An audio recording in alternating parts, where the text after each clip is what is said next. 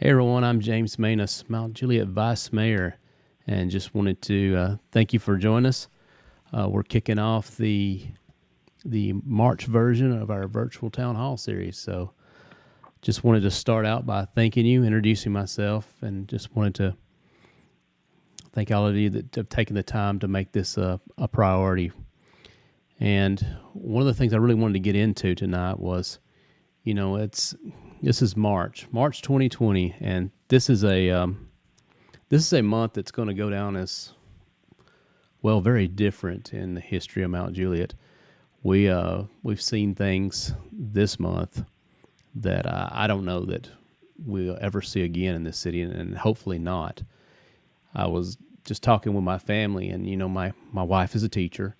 My both of my girls go to school in the Wilson County schools, and here we are, and today is March 24th. And as I double check my watch here, since I'm live, not to put the wrong date out, but today is March 24th, and they've only attended school one day this month. So hopefully we'll never ever see another month like this again. But I just wanted to take this moment as we get ready to start and just thank the city for the response and the volunteers and everything that you've done with the tornadoes. And I've said it before, but it bears saying again. We've seen the worst of Mother Nature and the best of Mount Juliet, and it means a lot. It means a lot to me to live in this city, call it my home, raise my family here, be here, and be surrounded by these neighbors. But now we're at a point now. We're at the end of the month. We come in the month facing a tornado, and now we're coming in towards the tail of the month, and we're facing a different challenge. So I just want to encourage you to not live in fear, not worry about the situations that we're in, that in the sense that what you can't control, but just to do what you can and control, but to take to not overlook the seriousness of the situation either. So I just want to start off by saying that, and I want to encourage you to keep doing what you've been doing, Mount Juliet, well, in the sense of taking care of our local businesses to the extent that we can with the CDC guidelines. Keep practicing the social distancing. Stay at home. Now, like I said before, this is your one chance to sit on the couch and be a hero every day, watch Netflix, and it might save someone's life doing so. So you'll probably never get another opportunity in life to live like this and be a hero in such a way. So just admonish you. And speaking of social distancing, tonight I'm got a plan here. We're going to take social distancing to the extreme.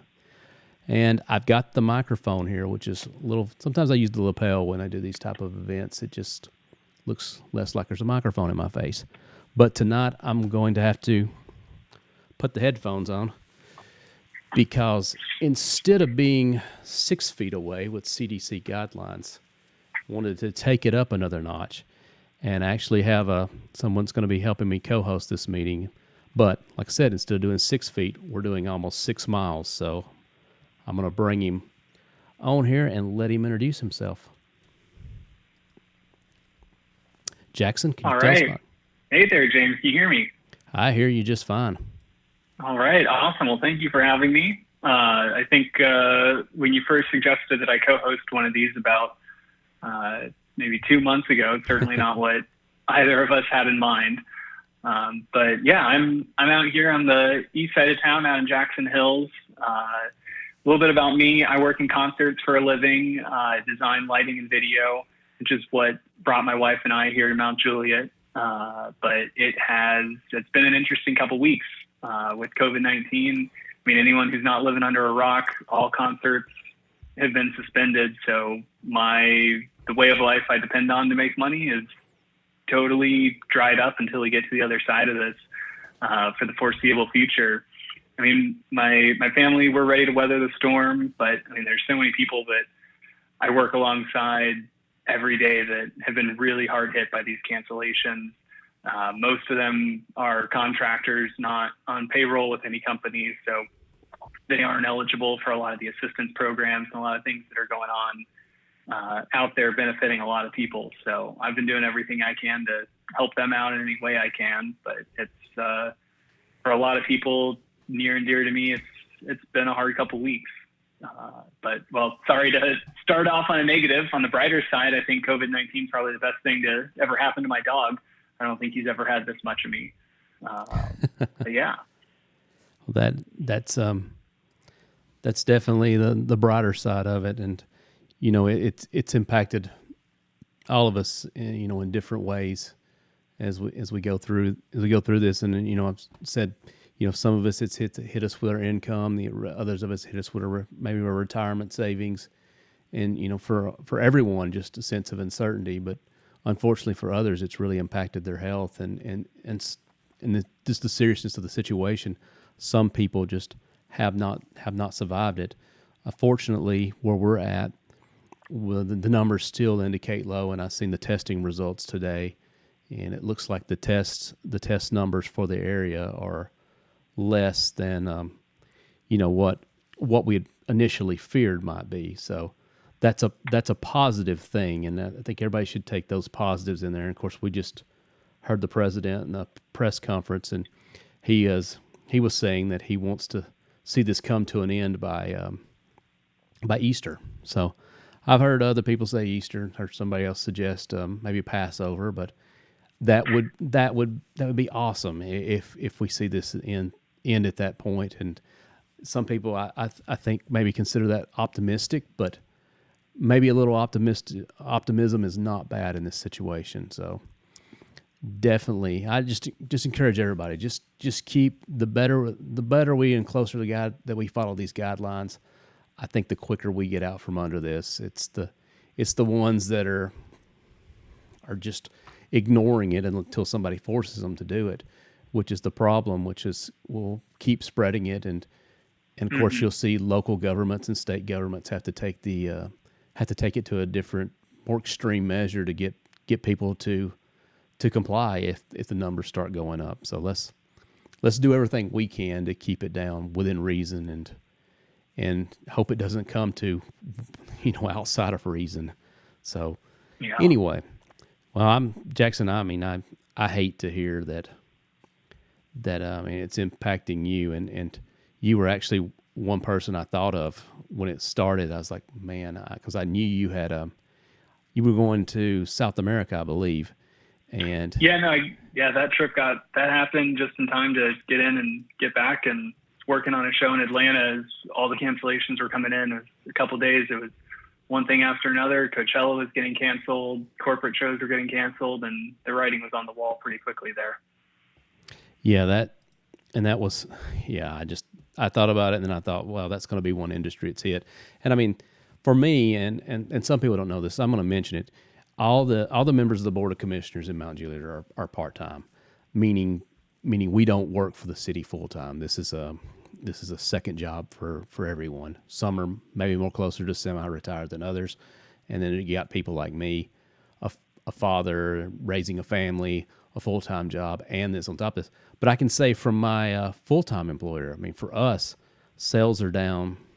I mean, in one division 25%, in the other division 30%, and I haven't even seen recent numbers. So we don't really know what the impact's going to be of this long time. I mean, whether it's a closed stop or it's just a little bit down on the sense. So anyway, just wanted to encourage everybody to keep following those. Use social distancing, use technology like we're doing here to help keep things separated. So absolutely. So one thing I did want to start off with is I got this, which is showing through me remotely. I don't know how that works, but it's a letter from the Census.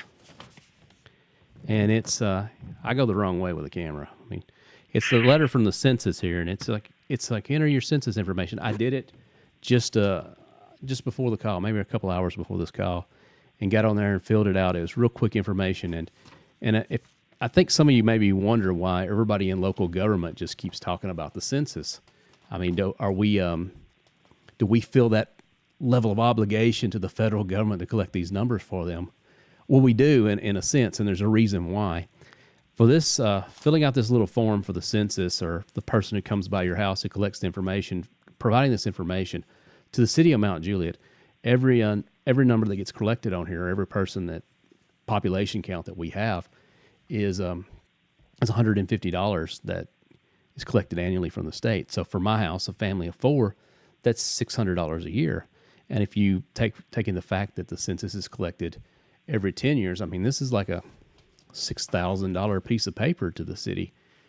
If you look at that too, considering what the state kicks in from the census numbers, and then looking at what I pay in property taxes, for me, wow, the city is getting almost 7 times more from me filling out the census than is what I'm paying in property taxes in that. So I've heard the arguments that it doesn't mean a lot, and it does. And I tell people that believe, they sometimes say, I don't count for anything. And I'm like, well, there is one place, no matter what you've done, you count.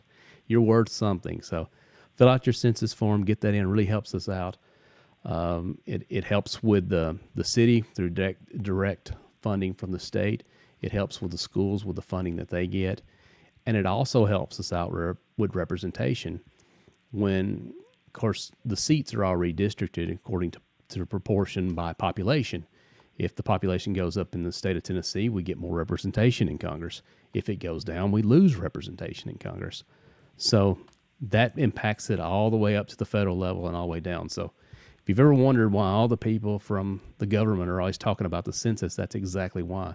It impacts the level of funding that we get here locally. It impacts your school system. It impacts your representation in Congress. So it's extremely important that we get those in. The other thing is kind of recent. We got struck by a tornado, and lo and behold, a few hours later, the polls open and it's election day. And what happened on election day? Well, the voters went out and voted. Many of you voted early, probably, but a lot of you, or a big portion of you, voted on election day. Even through the hardships, it was an election day like I've never seen, but a lot of you did. You went on out there and voted, and when we got the numbers in later that night, the sales tax that was on the ballot, a ballot referendum, passed. It was basically a landslide on this thing. I think it caught a lot of people by surprise. But as a result of that passage, the sales tax in the Wilson County is going to be increased by half a cent, so from 9.25% to 9.75. So we're going to see a half-cent increase. And as many of you know, when sales tax is collected, if it's collected in the city, the municipality gets half. If it's collected in the county gets half. But anywhere in the county, half of the money that's collected is going to go directly to the school system. So in our case, we'll see an increase for the city of Mount Juliet. Also, the school system is going to see an increase in that funding. So a lot of people ask how that got on the ballot, and it's one of those things where the county passed it by resolution, placed it on the ballot, and the voters approved it, and so it applies countywide. So we see the increase in the city and in the unincorporated areas. Jackson, I mean, is this your first sales tax increase to live through here by referendum? Yeah, out here, I mean, we had the same thing growing up in Ohio. A lot of school district referendums that went through because that's how the school district got all of its funding. And I think the town I grew up in was always very supportive of the school district, and being a student going through that, I think it really made a difference and really kind of gave the town I grew up in the reputation it had. So I'm excited to see that go through, even though we got to be careful with whatever taxes are coming down. I think it'll be put to good use. Yeah, and I agree with that. I mean, I said, and I tried to be transparent all through this when I talked about it before. I wanted to point out to people that my wife was a teacher, and if she got a raise, I would gladly help her spend it. So I'm going to keep my word on that. I'm going to gladly help her spend it if she gets a raise. But we've had so much change since Election Day here. We really don't know what that's going to do to sales tax increases or monies collected as we go forward. And I think that's going to be true whether it's the sales tax or for any municipality, probably everywhere that's faced on here, because we've seen impact all the way from the markets on down. All right, the next thing on here I had on here is kind of the to talk about was legislation, and of course last night was an example of legislation, and what we did, and just maybe backtrack just a little bit on this is one of the things that we saw was the state of emergency being passed, a resolution to authorize the executive order to enact the state of emergency. That's one thing that passed. Uh, that was a positive one. But before that, at the last meeting before that, I tried to pass some what I thought were some good reforms, perhaps with the ethics board, and because right now we have a 30-day window that you can file an ethics complaint on, and I tried to extend that so people had a window of 1 year's time to file complaints if they had seen something unethical that they wanted the board to investigate. I didn't really get anywhere with that, but it didn't get voted down either. So that's is that half a win? Maybe it didn't get on the table for discussion. So we'll see. Obviously, my fellow board members didn't feel the same way about that. So we'll see what happens and where we get going forward. And is that something that you're able to bring back up for discussion, or is that dead for a certain amount of time? No, actually, I could. Until someone tells me differently, I can put it right back on the agenda because it was never voted down. So it was never got on the table. So never property of the board per se. So it's still my legislation to put back on and bring back if I so choose to do so. Yeah, I mean, and I think right now is the perfect example. I mean that with everything else going on, I mean, 30 days is a lot of time to have the responsibility to catch something. And I think moving that even 60, 120 year, anything like that makes a lot of sense to me. Well, I can agree with that definitely, and I think what you're saying there with the time frame just leads into in a lot of ways what we did last night with the state of the emergency and the time frame there for acting. But before I get into that, just talk briefly about the differences in the forms of city governments. You have many across the state, and you've seen different responses accordingly, I guess you'd say, across the state. You've seen Metro move very quickly.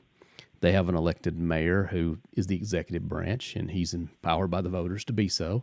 So there's no question about where his authority came from. It came from the voters, and he moved very quickly to interact or put some changes in place for the city of Nashville.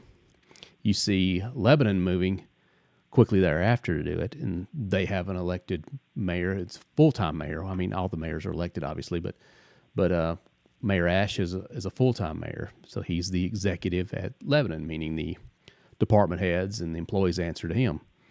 Now, when you come to Mount Juliet, it's a different city charter. The charter is just the document that the state passes that calls for the creation of the city, and it outlaws the authority that it operates under. So we have a different one here in Mount Juliet. We actually have a city manager charter, but there's a little more complexity on top of that. We passed home rule in the city, but we have that charter that puts the city manager there. So the city manager is hired by the Board of Commissioners. The Board of Commissioners has two hires, and the Board of Commissioners is made up of the mayor and the four commissioners.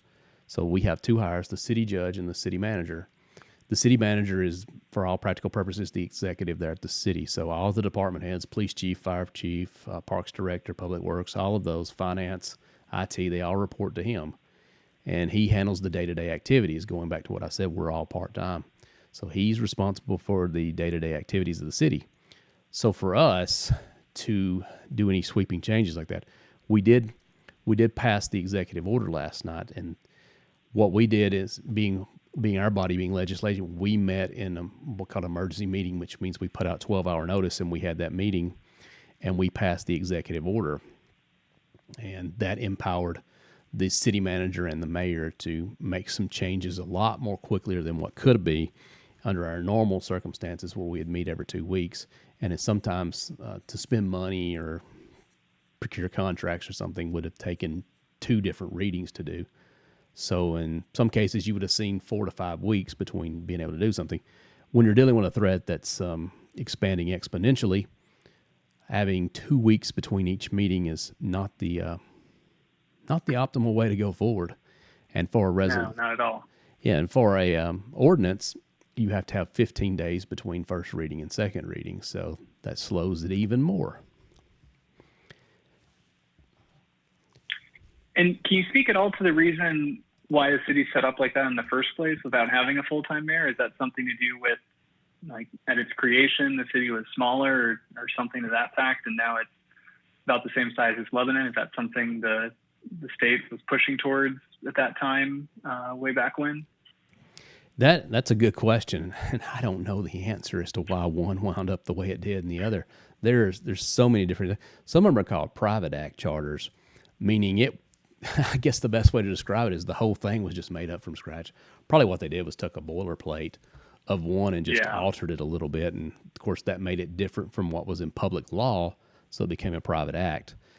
And I don't know why. I don't know if it was at the request of the state when it was done.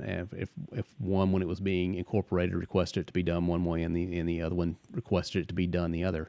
I don't know. That's actually an interesting question. I've wondered that looking at the number of different charters that we have across the state. Yeah, I mean, certainly interests me, but I'm sure we could talk about that for 45 minutes and lose all the viewers. Well, we'd still have us, so we'd have two. Yeah. Almost all. Yeah, almost all. And of course, and my point is we enacted the executive order granting those powers to just speed the process along if we need to act. One of the last things I'd said to the city manager was when the thing ended was, when you're dealing with a threat that's got the potential to expand exponentially, sometimes quick action is better than the perfect action. So I hope he took that to heart last night and whatever. And he has the support of the Board of Commissioners. His contract was just renewed at the last meeting, so he should feel comfortable, I think, doing what he needs to do in order to keep the community safe. Yeah. And for me, I'm glad that even if it took 24 hours past what Nashville and the state and maybe what Lebanon was able to do, I mean, we enacted this and we had 5 or 7 cases in the county, and Davidson County did it with 100 some, and so many so in the state and other states. At least we're kind of getting ahead of it before it really takes root here in our community. I think so. There was a delay in there. The city manager had asked for a meeting to set up a meeting earlier in the day Sunday, trying to get something set up.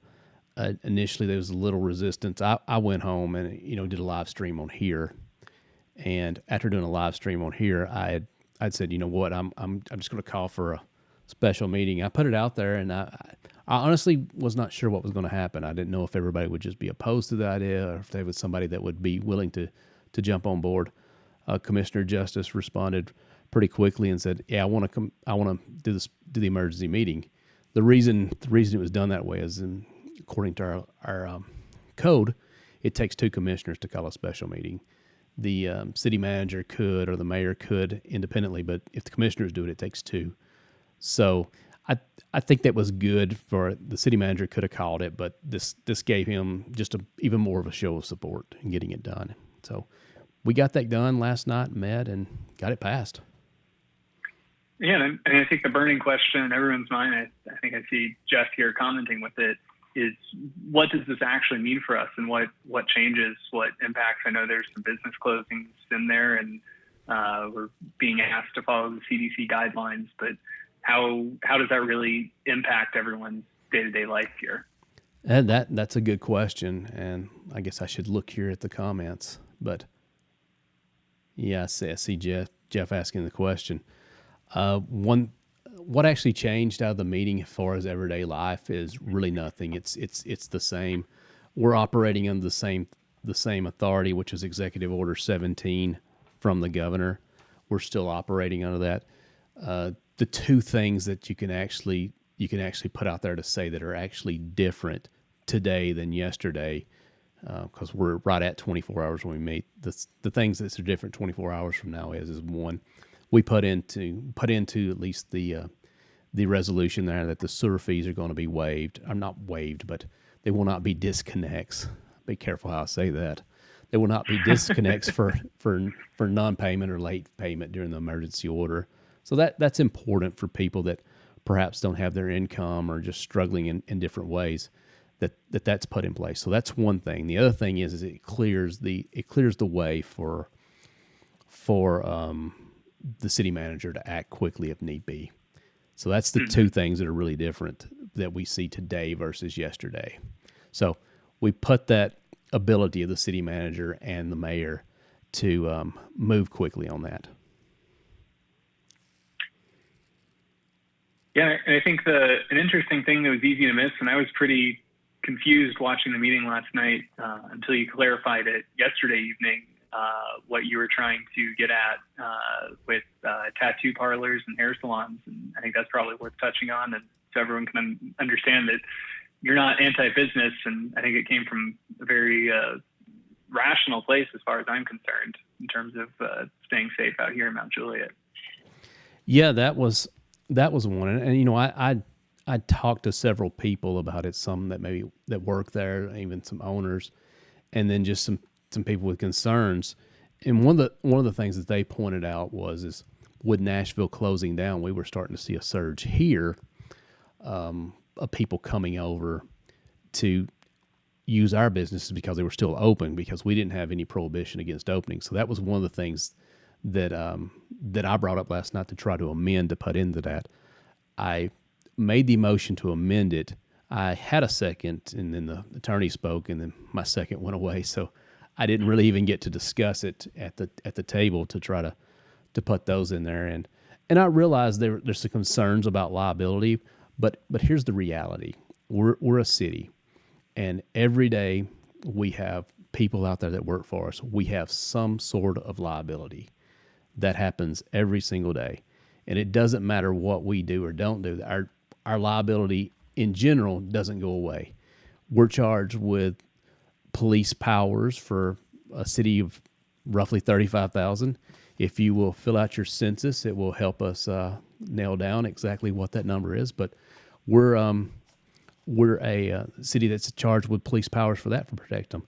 Every time we pin a badge on somebody, we give them the authority of the city to go out and enforce that. And you know, while our police force is wonderful and they do a great job, there's examples where people don't always treat the authority and the responsibility appropriately. So we have a sense of liability for that. We have a fire department, and by all standards, it's entirely too small for a city our size. So we face some liability there. Every time that we have a rezone that we deny, our PUD request, a plan unit development that we deny, the city potentially takes on some liability. So my point is everything that we do as a city, we take liability on to do it. So I didn't find that to be a good excuse to not do it. And of course it went down from that excuse.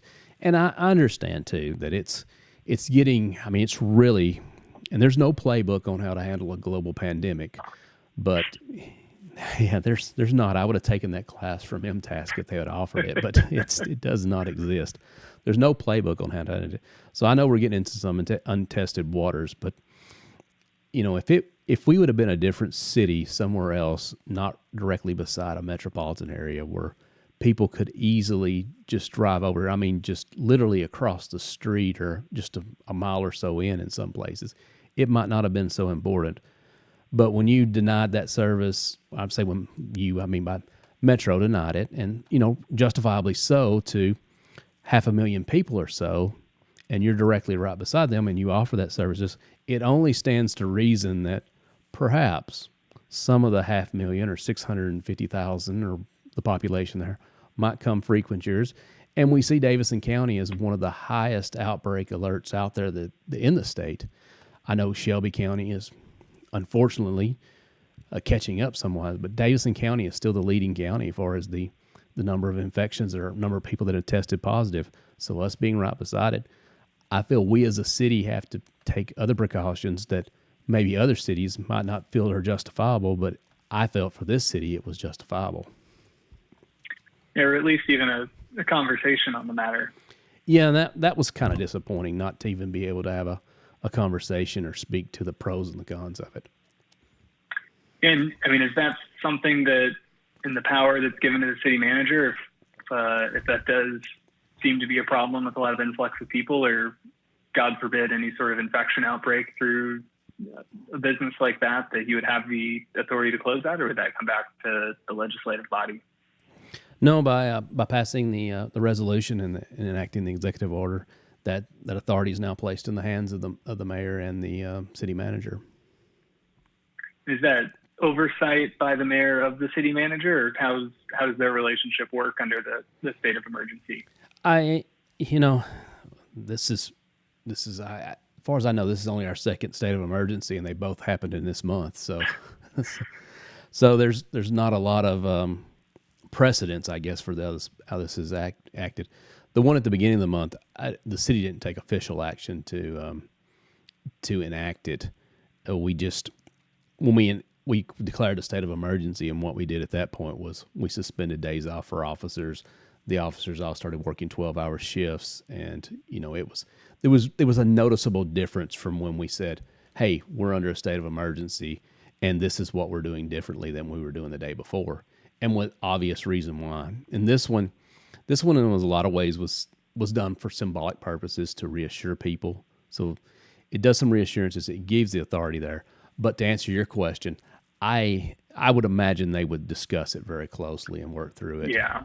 It going on to it, and I would imagine too the city manager is going to take that action. He would probably shoot a quick email over to the board and just make sure that nobody feels terribly different. And he's going to seek counsel. I mean, just because you can make decisions on that, I mean, it's like we all know there's wisdom in a multitude of counsels, and I think he's going to take advantage of that and just float things out there. And I mean, of course, we're on calls daily with the health department. We're following the information coming from the state health department out, and of course the county health department as well, and in close communication with our surrounding cities is on top of that. So I see we got a lot of comments and questions. I just want to scroll through here and make sure I haven't missed anything. And of course, I think the next big topic on there that I see is talking about the email legislation that you've put forward a couple times now. I guess I have 2 comments on that. Let's see.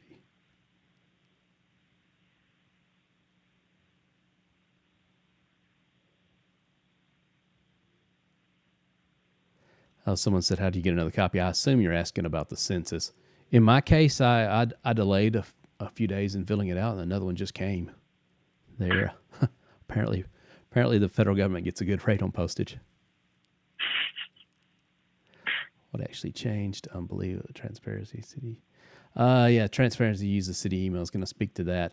Yeah, that was one I put out last year, and it was, gosh, I thought pretty straightforward. It just said, this: if you're an employee or elected official, you should use the city email system. We already have it. We're already paying for it. It archives everything. I believe it keeps it for 7 years. And one of the real things that got me going was it was a city nearby that had some issues with communications. I'll just leave it at that. Communications over email, and it was a public records request for it.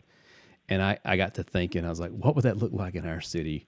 Some of it's using this account and that account, and you'd get half the conversation. And I thought, well, I don't do city business over my own email account, because I don't want my personal email account subpoenaed in a court case if need be. But I thought some do. So I was like, what would that wind up like if that ever went down? I was like, well, why don't we just simply put a policy in there? So I looked around for a while. I went to where every legislator that wants to write legislation goes. I went to Google to see what other places are doing. So I found Tallahassee, Florida, which had a good example of some of the precautions that they had put in place. I looked at those. I got with our IT director, and I said, "Is this even a reality for us?" He said, "We can do this, a no-brainer, no cost. It's just so we wrote up a simple policy. He wrote up a policy on it, and it just simply says, if you're doing city business, use your city email. That way, there's a record of it. If somebody's got a question, well, there you go. Yeah, I mean, it's there. It's just easy to get. It's easy to recover. It's easy to hand over if you need it for a court case or a constituent's got questions about what happened, it would all be there. I I really didn't think there'd be much to it, and then it went out, and some other questions got raised about texting and everything. And I was like, that's fine, we can do texting too, but it's going to Yeah, it cost doesn't need to be part of the same thing. it. Yeah, it was good to do, but there's a financial cost to doing it as well. This one was just a simple policy change, and my argument is we can circle back and take testing, but we need to do a budget amendment to do that one. So it Yeah, got and I deferred. think I was at most of the meetings where that came up, or I at least watched them. Did the city attorney ever weigh in on any of those? Because I mean, it sounds like there could be potential liability issues if you're tracking down emails that might not exist. I mean, God forbid.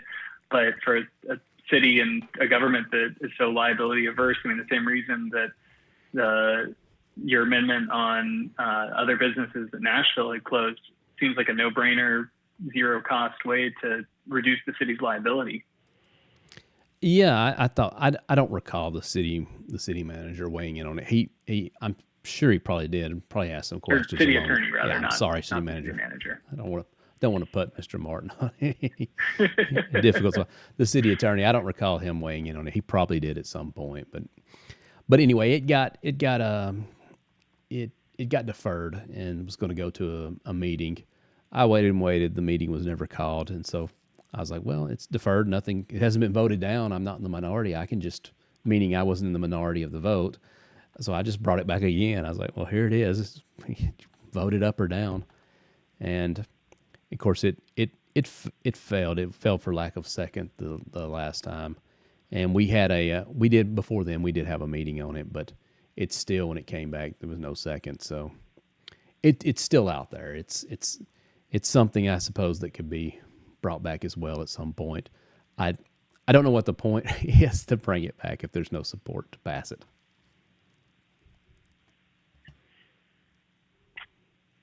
Yeah, maybe it just needs a flashier name. Yep, Jeff got a question. Yeah, probably so. Transparency. Okay, we just touched that one from Scott. Jeff says so. Yeah, I guess we did, Jeff. And then mandatory and exclusive use of emails. Why did we not pass? What were the concerns? The concerns that were voiced that I heard was it wasn't getting everything. So it didn't address texting. And then when it got into texting, it was questions about how it would work, what it would take to do it, of course, cost, and it never got anywhere. It was, which I thought was ironic, when the original ordinance never even mentioned texting, and then everybody got upset about texting. So I was like, I didn't put texting in here, so it just got blown out of proportion. It was a simple policy change. Yeah, you either need a master plan that's incremental for increasing government communication transparency, or break it down into two. I don't know. Well, and that's true. I mean, we need something to. I mean, to me, the more transparent you can make it, whether it's just jumping on here at Facebook and answering questions, not knowing what somebody may put out there, as some of these comments are a good example of. Thank you, Jeff. But yeah, it was just getting on here and answering questions, or whatever it takes, or being more transparent, allowing for the citizens to be involved more, just giving another forum, or explaining why we're doing what we're doing. I mean, from the outside, it doesn't always make sense as why the city did that. Why does this take 2 readings? Why does that not? And of course, sometimes it's real easy for me at least, to look at government if I don't understand and just say, well, people are dragging their heels for some reason or the other. It helps to understand. Yeah. Well, the other thing on my agenda for tonight was just news and current events, and I think we've covered probably the biggest issue right now already, which is the COVID-19 threat that we're under, and the city's actions. And I know we got took a lot of heat online Friday for the note that went out, and I took a I did have the city manager join me for a call. I think it was Saturday evening, just trying to explain the intent on that. And I'm going to assume not everybody saw that, but that initial note was just put out in response to some rumors that come around that were being told here in town that the city of Mount Juliet was going to shut down everything that was going on in the city, and that was never true, never the plan to just shut everything down. And we had a lot of business owners that were concerned.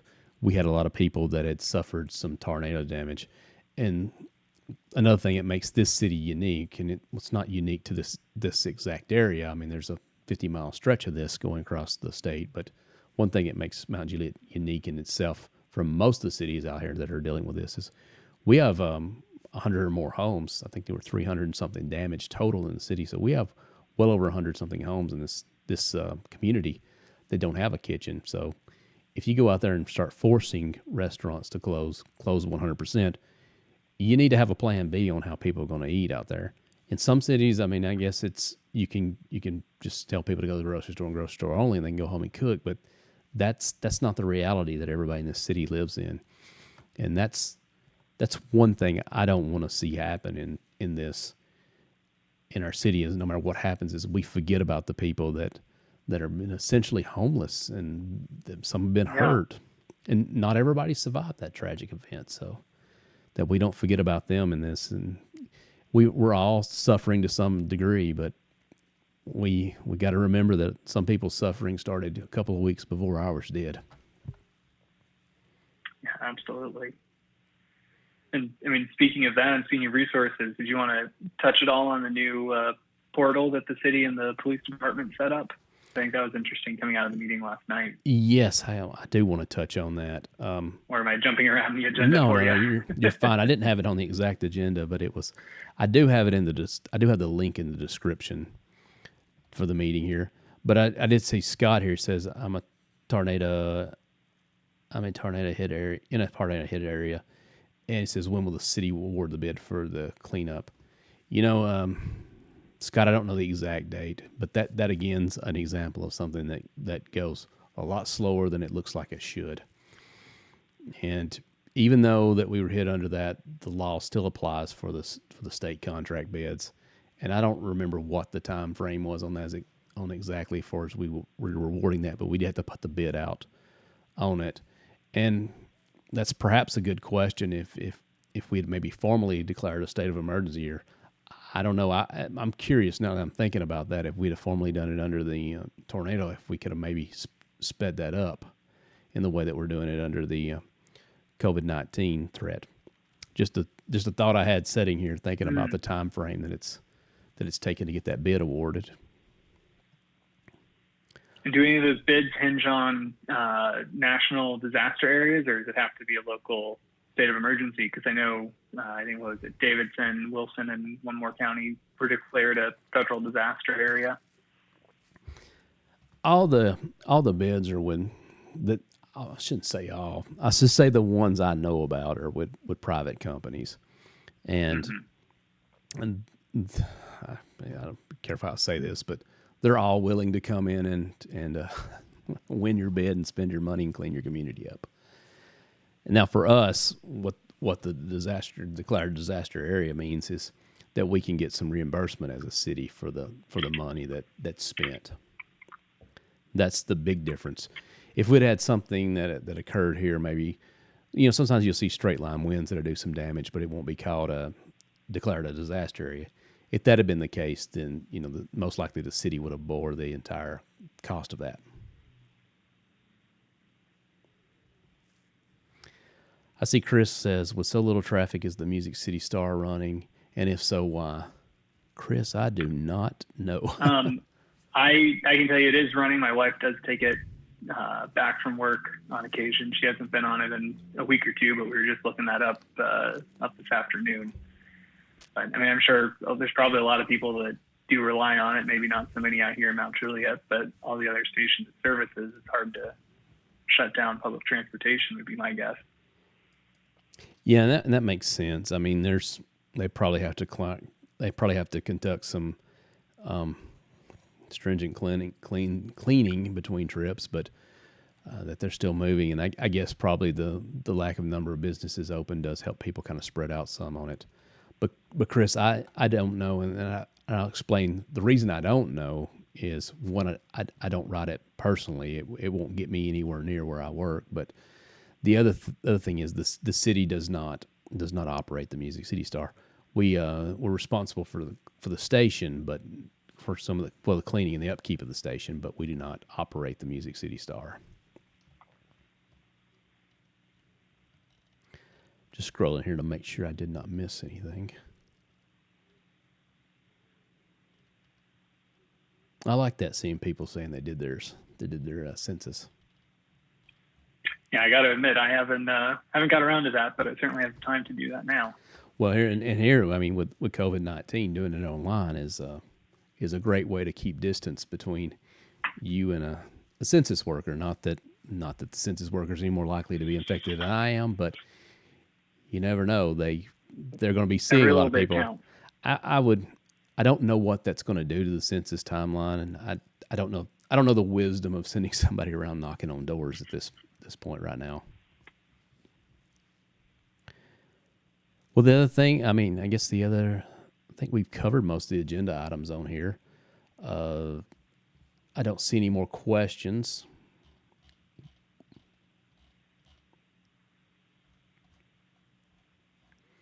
Jackson, you have anything you want to add? I mean, I don't know if you wanted to touch on the senior citizen program that the police department started. I thought that was a pretty cool thing on their part. Yeah, you just brought up to the website, and I'm showing my age. All 43 years there. Yeah, it's a new website that's out. It's called safemountjuliet.com.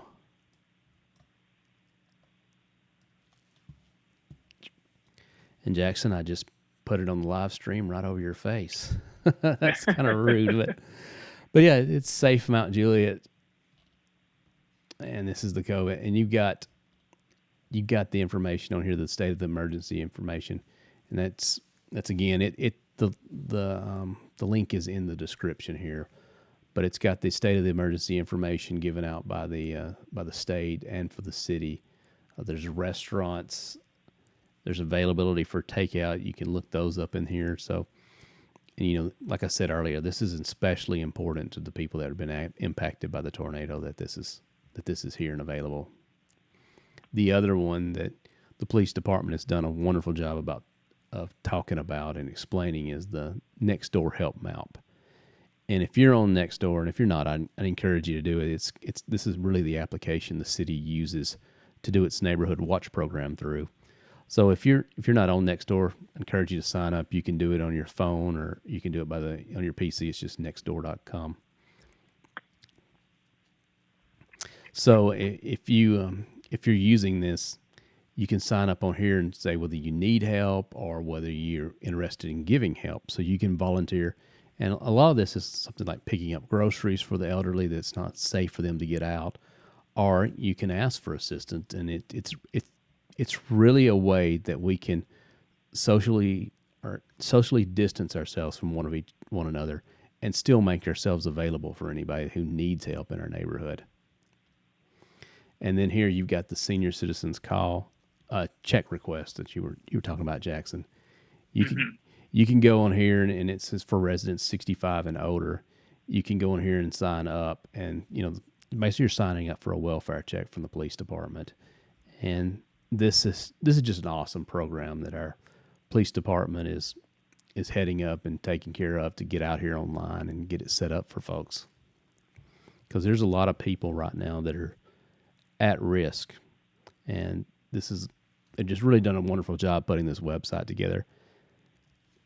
And just to step away from this for a moment, I'm here as the city commissioner, and I'm looking at this as the vice mayor of this town too, and I see what's going on in other communities around us, especially with Metro Nashville and how quickly they responded to getting their website up and getting the information out. And I was just like, I don't know if people understand that we're a much smaller city and have much less resources to get this stuff out.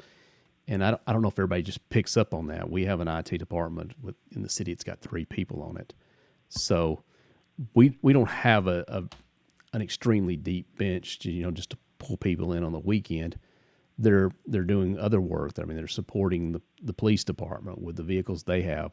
They're helping with the Guardian Shield program, which is something we'll talk about in future videos. But they're very busy with the employees that they support. Even as much as supporting the elected officials with the issues and problems that we have sometimes.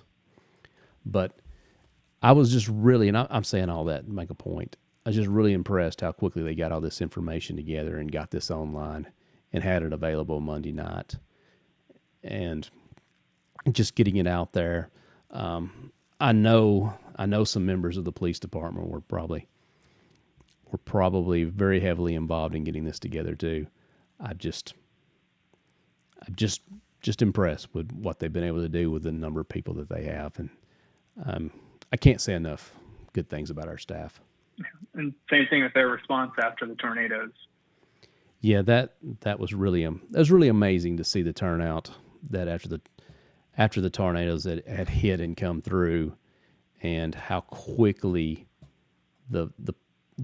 people were on site and just responding as quickly as they did that morning.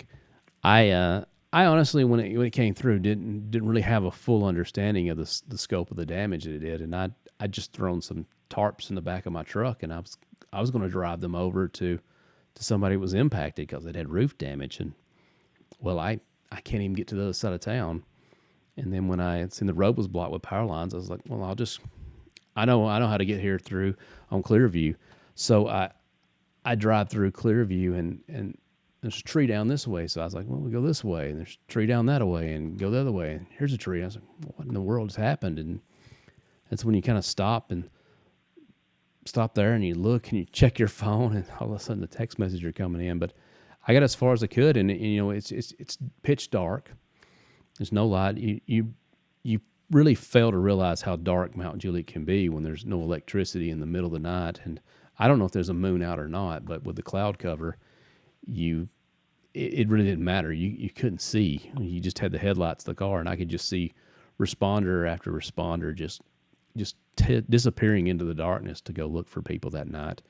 And at the time, I didn't know the level of destruction that was probably 100 feet away from where I was standing at the time. I mean, there was just no way to see it. I just, now looking back on it and the effort that they done, the hours and that they put in, the long hours, I really started to get concerned that morning with the number of people we had there. And I was like, this is not a sprint. This is a marathon. We've got to consider what we're going to do the next day, the day after that. And quite honestly, it was a few days where we just kind of sat down and just take it in emotionally what had happened. But they worked through that, and now this threat's come up, and I mean, it's a serious concern. Being a city with a smaller staff, and what that impact could be if we had somebody or somebody develops an infection, and what that's going to do with the number of people surrounding them. And they've worked hard to come up with a game plan to be able to do that, and the police department is very committed to responding when needed. The same thing with the fire department, committed. Our public works department. If a large number of the people in this city are on a gravity sewer, which means it doesn't require a lot of maintenance, but there's several people out here that are still on the grinder pump system, and if those go down, I mean, you've got a few hours, and if somebody doesn't come and address that, you no longer have sewage. And if you don't have sewage, you're probably, I guess the way to describe it is living in the dark ages. Yeah.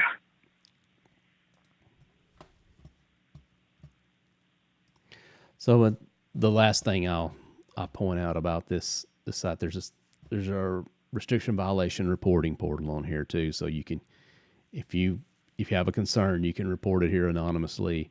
And the other one's just a local testing site information. The latest information I said just encourages people to call ahead before they do it, before they show up at a testing center. Just call ahead and let them know what if any symptoms that you're having.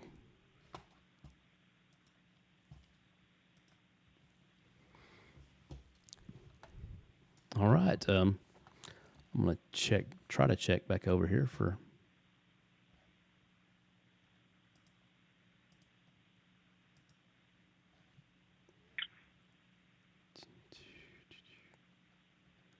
Joined.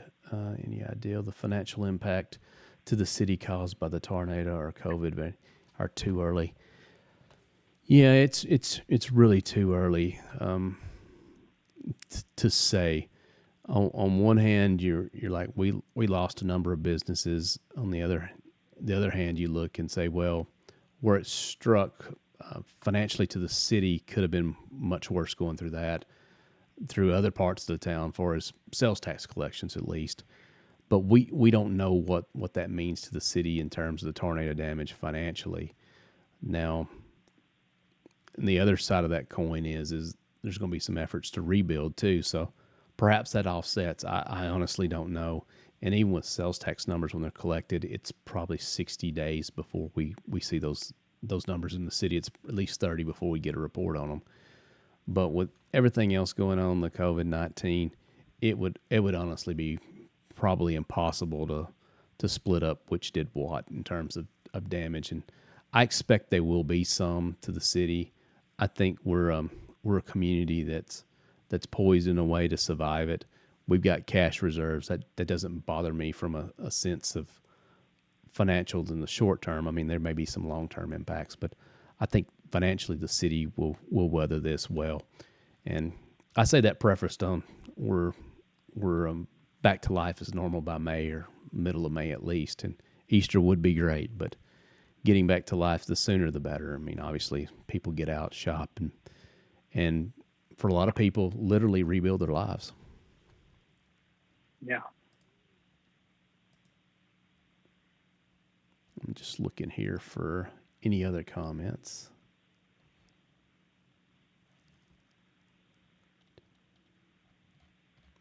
Make sure I didn't miss anything. That website is great. Love the senior citizens welfare charges. What a great, yeah, it really is. Mm-hmm. I think we got everything, Jackson. I think so. Making record time. Under an hour. Hey, I think the last meeting was 45 minutes, so Fair. Top 10%. You can go for that. Yeah, I mean, there's always lots more to go that we can go into, but we probably don't want to go over the differences between city charters on here because I don't think anybody would stick around to hear about it. So with that, if I don't see any more comments or any questions, I think it's time to end it. Yeah, well, thank you so much for having me. It's a shame I can't be in the studio this time, but happy to practice our social distancing. That's right, social distancing to the extreme with the almost 6 mile distance that we've got going on here. So I hated to ask and encourage everybody to do social distancing, knowing this table that I'm broadcasting from is only about 4 feet wide. So that was not going to go out too well if we did that. And it's just better for everybody's health, safety, and welfare just to do what you can on a daily basis. Again, just encourage anybody and everybody that's watching to keep doing that to the best of your ability. Keep yourself safe, keep your neighbors safe, check on them when you can, make sure your family's safe. Call and check on those elderly family members or that neighbor over there. Give them a call, check on them. Just because we're socially distancing doesn't mean we need to socially isolate. Yeah, absolutely. Well, all right. I thank everybody for joining, and there'll be information coming out about the April virtual town hall. I'm going to get that scheduled. And one thing we may not have to talk about in April is income taxes this year. So every month's got something different. Yep. All right. Well, thank you, everyone, for joining.